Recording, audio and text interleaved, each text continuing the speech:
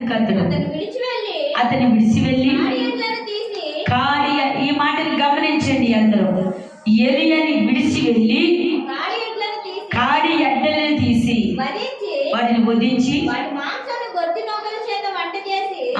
వాటి మాంసాన్ని వంట చేసి ప్రజలందరికీ వడ్డించి వారు భోజనం తర్వాత అతడు లేచి దేవుని స్తోత్రం. మీకు తెలుసండి, ఆ ఎడ్డల్ని అన్నిటినీ కూడా ఆ 7 జతలు అంటే 7 అరకలని కూడా ఉంటే వాటిని వధించి ఊరి ప్రజలందరికీ కూడా గొప్ప విందు చేసి, దేవుని స్తోత్రం, గొప్ప విందు చేసి అప్పుడు వాళ్ళు ఏం చేశారు తెలుసా? ప్రయాణంలో సాగుటానికి మరలా ఎలీషా గౌడు గుర్తొచ్చింది. ఆ నాగటికాడి చూస్తే మళ్ళీ నేను వస్తానేమో, ఈ ఎడ్లు చూసి మళ్ళీ వచ్చి ఈ దుక్కుతానేమో, ఈ పని చేస్తానేమోనని అన్ని వెడల్ని వదిలించి అక్కడ గొప్ప విందు చేసి ఆ నాగటికాడిని కూడా ఎర్రకొట్టి కాల్చి వేసి వచ్చాడు. దేవుని స్తోత్రం. మీకు దీన్ని బట్టి ఏమర్థమైంది? మనలో ఉన్న క్రియని మనం చంపుకోలేము.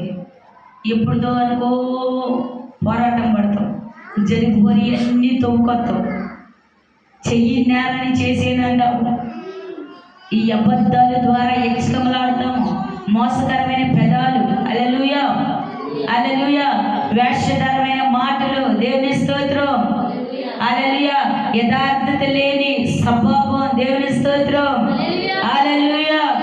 ఎప్పుడైతే ఎలీషా ఏలియాకి ఎలా లోబడ్డ మనస్తత్వం కలిగి ఉన్నాడు, నీవు నేను కూడా అదే రీతిగా ఉంటే కడవరికి ముందుకు సాగిపోదురు కాక. ఎలియా ప్రయాణం చేసేటప్పుడు ఎలీషా కూడా వెళ్తున్నాడు. ఆ ఏలియా ఎత్తబడేటప్పుడు ఎలీషా ఏడ్చాడు. అప్పుడు వెళ్తూ ఏలియా చేతిలో ఉన్న దుప్పటిని జారి విడిచాడు. అది ఎలీషా మీద పడింది.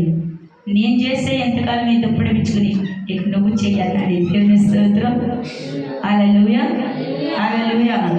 ఎందుకంటే మనకు బైబిల్ గురించి నాకు చదివేందుకు లేదు కాబట్టి, ఎర్ర సముద్రాన్ని ఎన్ని మార్లు దేవుడు పాయలు చేసాడు మీకేమైనా తెలుసా?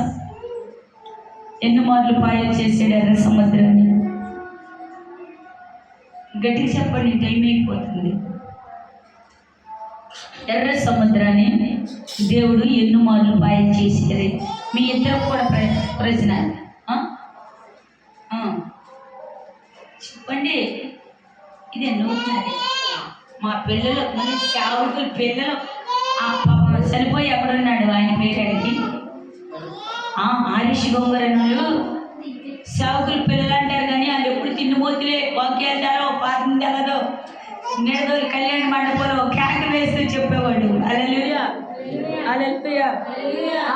ఏదో సేవకుల పిల్లలు అంటారు కానీ వాళ్ళందరికంటే ముందు తినేసి కాళ్ళ మీద కలేసుకుని ఫస్ట్ లైన్లో ఆడే కూర్చుంటారు అని చెప్పేవాడు. అంటే ఇప్పుడు నా పిల్లలని నేనేమో గర్వంతో ఇదిగానే చెప్పను. నేను ఇక్కడ నిలబడప్పుడు నా భర్త అవని, భార్య అని, పిల్లలవని, మనముల ఎవరైనా సరే ఇక్కడ ఒకటే న్యాయమైన తీర్పు నా దేవుడు నాకు ఇచ్చేదురుగాక. ఇప్పుడు చెప్తున్నాము. గొప్ప ప్రవక్త మన దగ్గరకు వచ్చాడు, సమూయేలు గారు వచ్చాడు. ఎర్ర సముద్రాన్ని ఎన్ని మార్లు పాయలు చేసాడు దేవుడు. చెప్పాలి, సుధాకర్ ఉన్నాడు, గొప్ప అనుభవం కలిగిన వ్యక్తి. బైబిల్ కూడా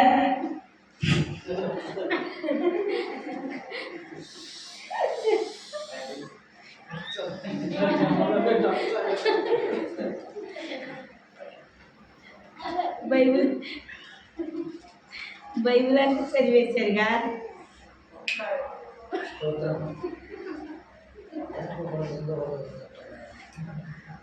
సరే, మళ్ళీ వారం చెప్పుకుందాం. ఒక్కసారి కాకుండా 3 మార్లు అంటే గిఫ్ట్ ఏమేస్తారు అనే దాని గురించి చక్క ఎదురు చూపులు అనమాట. హల్లెలూయా హల్లెలూయా. వచ్చే వారం ఎన్నో మార్లు, 3 మార్లా, 4 మార్లా, 1 మార్ అనే దాని గురించి వివరణ చేస్తారు. దాన్ని కరెక్ట్గా చెప్పిన వారికి మంచి బహుమతం దీని కింద లేదు. ఇది ఇవ్వాలని ఆశపడుతున్నా నేను. ఎన్నో మార్లు అనుభవంగా చెప్పండి ఈ మాటని మీరు. రేపటి దినాన్ని ఎక్కడికైనా వెళ్ళొచ్చు. నాకు చదువు లేదు, అమ్మగారికి ఏం తెలియదులే, తిరగేసి చెప్పడమే కదా అనుకుంటారేమో. నేను ఒక్కొక్కసారి అడుగుతా, ప్రభా నాకు డౌట్ వచ్చినప్పుడు అడుగుతా, ఇది ఎలా సాధ్యం అంటే ప్రతిదీ దేవుడు నాకు తెలియపరుస్తాడు కాబట్టి నేను ఇంత ధైర్యంగా మాట్లాడగలుగుతున్నా. దేవుని స్తోత్రం, హల్లెలూయా. ఇక్కడున్న ప్రతి ఒక్కరికి ప్రశ్న, ఈరోజు రాత్రి చెప్పినా నా పర్లా, రేపు రాత్రికి చెప్పినా పర్లా, అసలు 1 మార 3 మార్ల 4 మార్ల 5 మార్లు ఎన్నో మార్లు అనే దాని గురించి, 1 మారే అన్న దాని మీద ఉన్నారు అందరూ.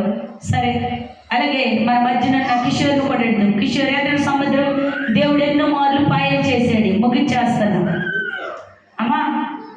హల్లెలూయా, హల్లెలూయా, హల్లెలూయా.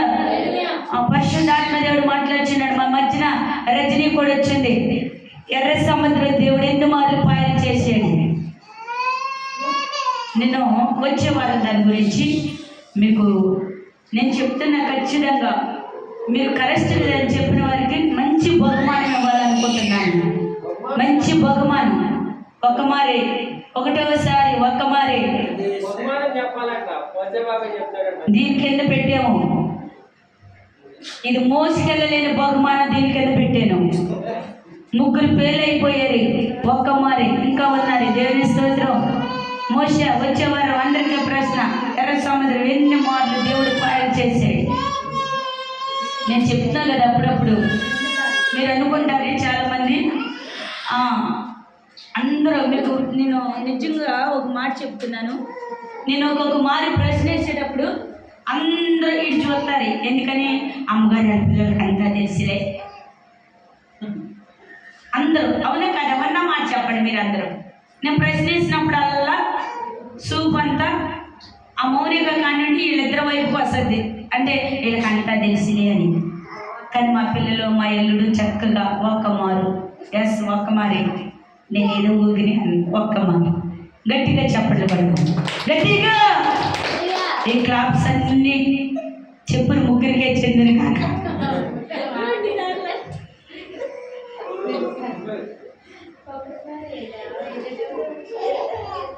అలా పిల్లపడి అవుతుంది. నేను ఏదో జోక్ కన్నా 1 మారే నిజమే. దేవుని స్తోత్రం. వచ్చే వారం బాగుంటుంది ఈ కథ. 1 మార 2 మార్లు అనేది. సరేనా? దేవుని స్తోత్రం.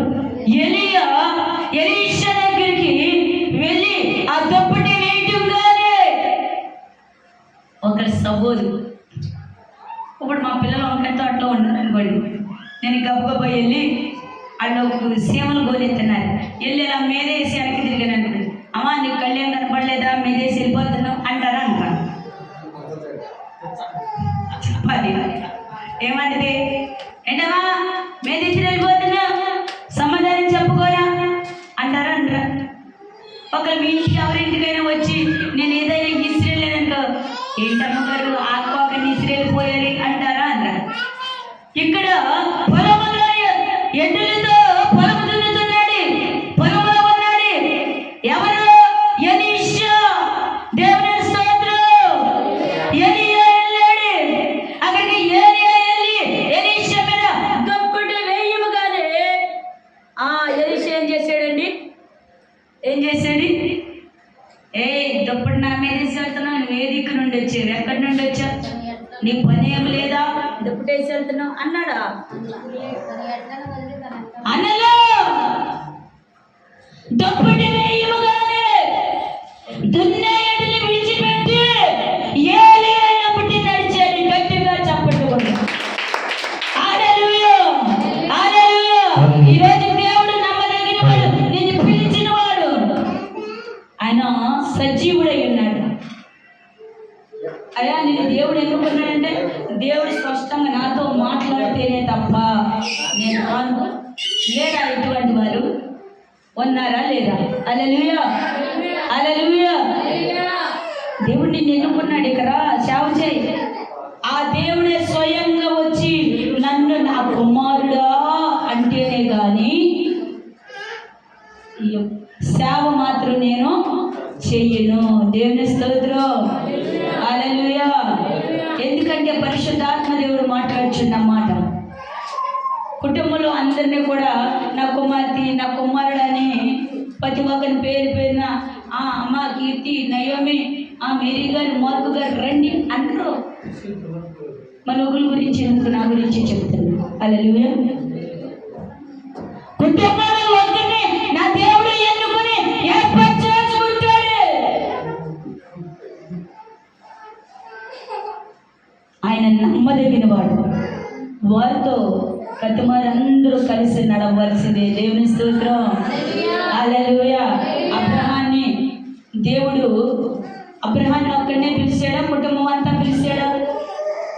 హల్లెలూయా. కుటుంబం అంతా పిలిచాడా, అబ్రహాన్ని ఒక్కడనే పిలిచాడా? హల్లెలూయా. అబ్రహాన్ని ఒక్కడనే పిలిచాడా, కుటుంబం అంతా పిలిచాడా? త్వరగా ముగించేస్తున్నాను నేను, చెప్పాలి. హల్లెలూయా. కుటుంబం అంతా పిలిచారా? హల్లెలూయా. దేవుడు అబ్రహాన్ని మాత్రం పిలిచాడు. అబ్రహమా బయటకు రా అన్నాడు. దేవుని స్తోత్రం. హల్లెలూయా. హల్లెలూయా. బయటికి రా, నేను పాలు తేనెలు ప్రవహించే దేశంలో నేను నిలబెట్టుకున్నాను. దేవుని స్తోత్రం. ప్రియ సహోదరి సహోదరు, ఈరోజు దేవుని మాటకు లోబడిన వ్యక్తివైతే, దేవుని మాటని అనుసరించే బిడ్డవైతే దేవుని మాట కొరకు పరిగెత్తుదురుగాక. మరొకసారి ఎలీషా ఆ మాట నాకు ఒకసారి చదువుకుందాం. లాస్ట్ మాట. అందుకు అతడు అతను విడిచి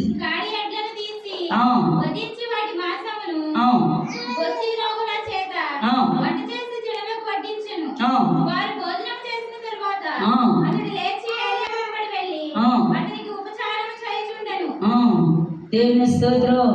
హల్లెలూయా. ఎందుకంటే మరలా ఎక్కడ వచ్చి దున్నుతానో, ఈ కాడి ఎడ్లుంటే మళ్ళీ వెనక్కి వస్తానేమో అని వాటిని గిర్ర కొట్టి వాటిని కాల్చివేసి ఆ ఎడ్లన్నింటిని కూడా వధించి ఊరు ప్రజలందరికీ గొప్ప విందు చేసి తల్లిదండ్రికి ముద్దు పెట్టుకుని ఈడుకొని చెప్పి ఎలియా అమ్మ పరిగెత్తాడు. దేవుని స్తోత్రం.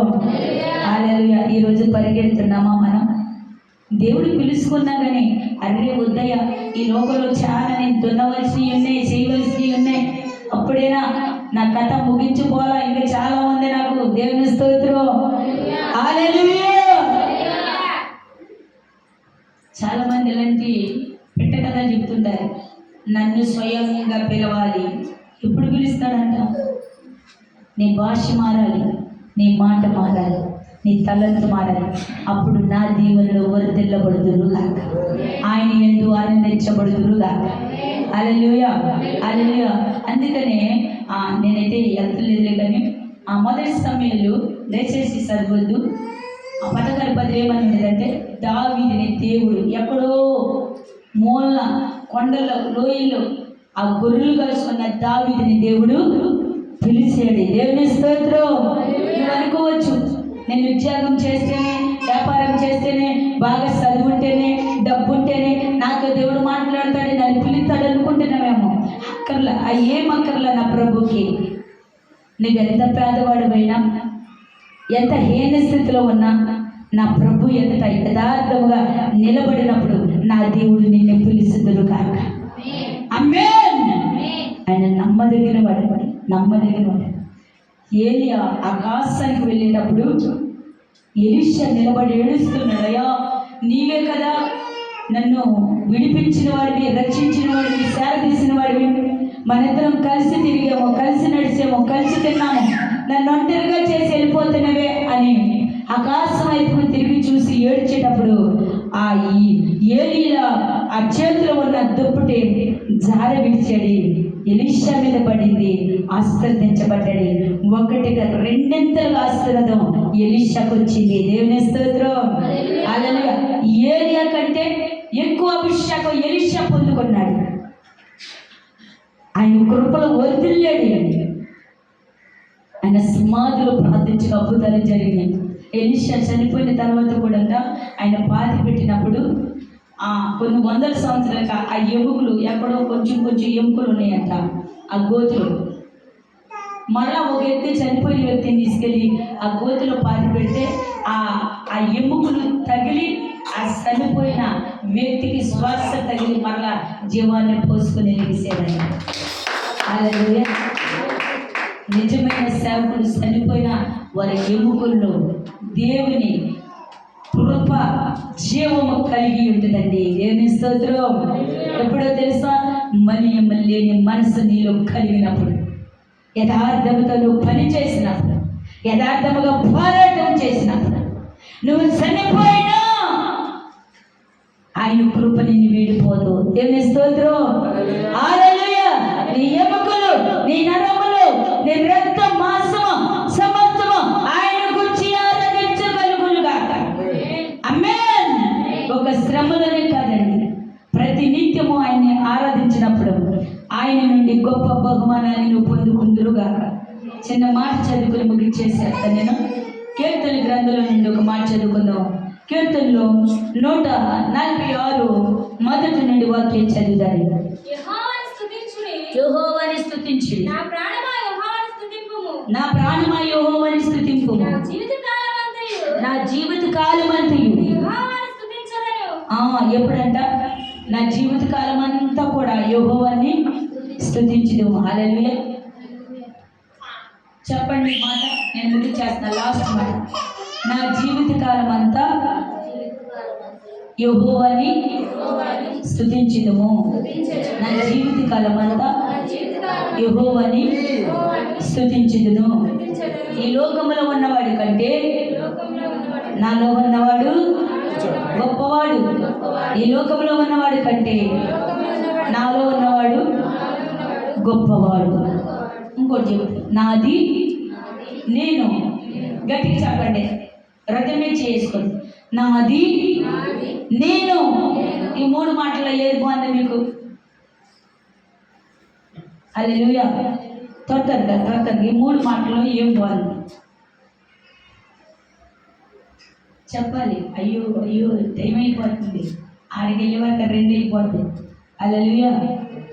చెప్పాలి. నాది నేను అనేది బాగుందా?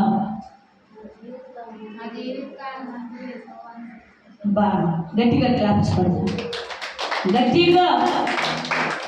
మరేంటి ఒక్కరైతే కూడా రావట్లేదు? జీవితకాలం అంతా స్తుతించడం ఖాళీ ఉంటలేదంట. దేవుని స్తోత్రం. రేపు తిన్న దేవుని ఆత్మ అభిషేకం వచ్చినప్పుడు నాకు ఖాళీ ఉంటలేదయ్యా. ఒక్కొక్కసారి నేను ఇల్లు సంఘంలో ఎలా ప్రశ్నేస్తానేమంటే నాకు ఎదురు సమాధానం చెప్తుంటారు, మాట్లాడుతుంటారు. హల్లెలూయా. హల్లెలూయా. ఎందుకంటే దేవుని